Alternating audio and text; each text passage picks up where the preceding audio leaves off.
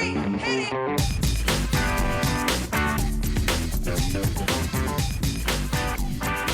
Good morning, good afternoon, good evening. Welcome to today's Caffeine for the Soul.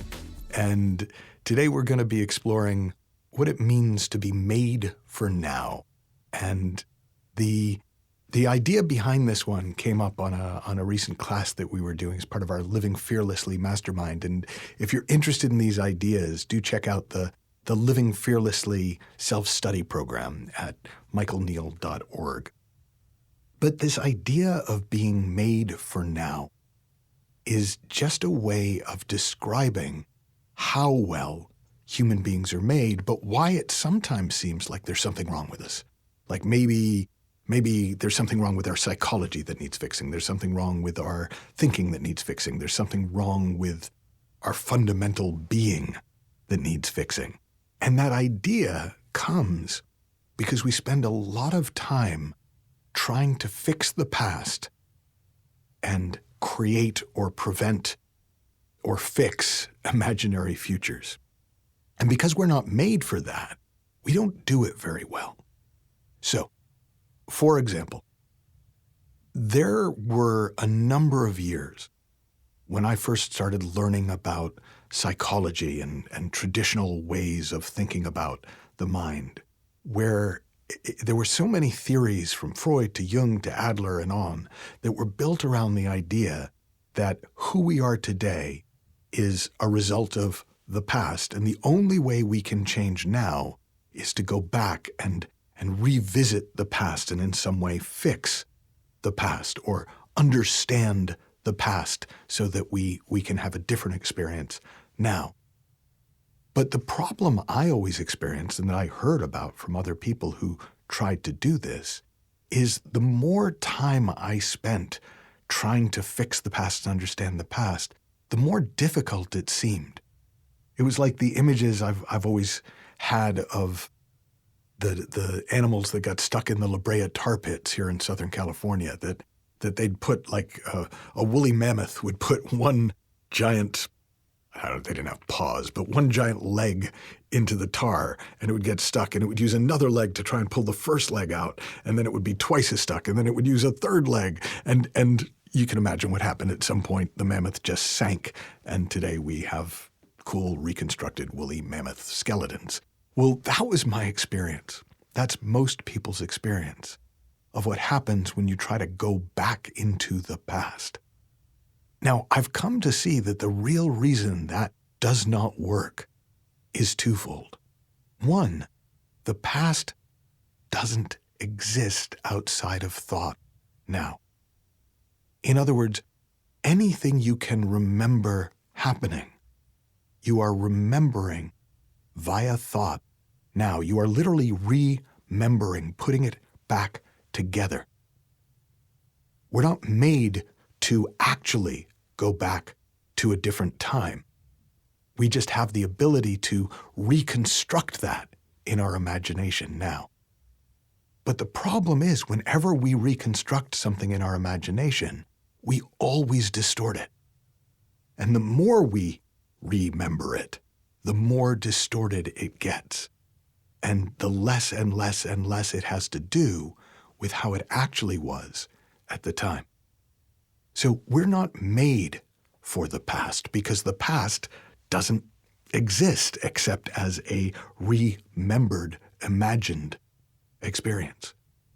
Similarly, when I first got involved in goal setting and trying to create success in the world, I became pretty obsessed with the future.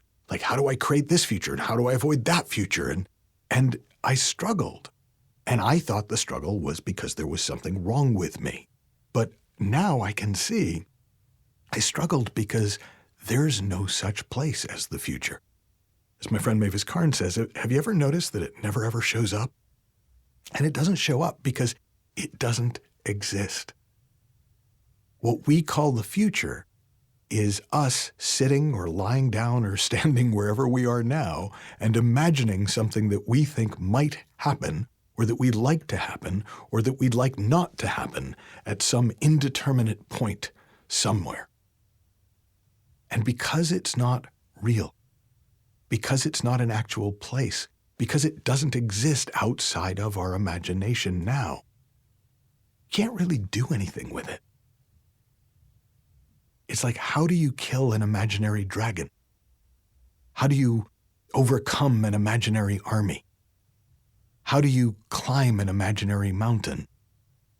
Well, I mean, you can in your imagination, but nothing really changes now other than maybe the way you feel.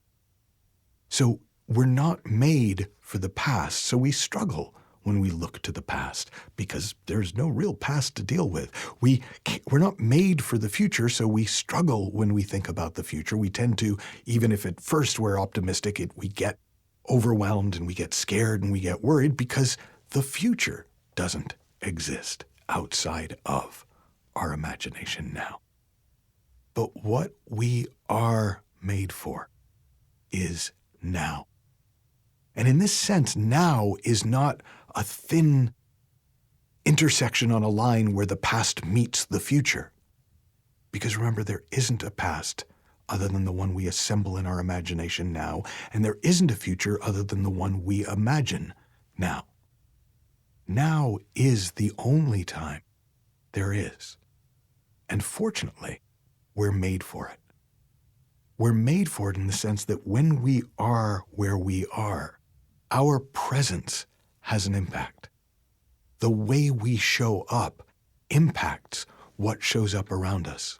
In a sense, we become like a tuning fork for everyone else around us. And if we are resonating from a place of well-being and a place of peace and a place of presence, they tend to start vibrating, resonating in that place in them, and things get better.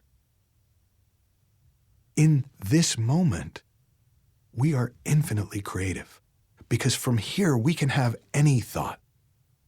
We can have thoughts that seem to be about the past and thoughts that seem to be about the future, but we can also have thoughts that we've never had before. Things can occur to us from somewhere beyond our memory and imagination. And that place in my work I talk about as the universal mind. But another way that I'll talk about it is as the deeper mind, as the real-time responsive intelligence inside us. And it's real-time in that it brings us what we need when we need it. It's responsive in that it's responsive to what we need. If you are working on a math problem, it's probably not going to give you insights into history.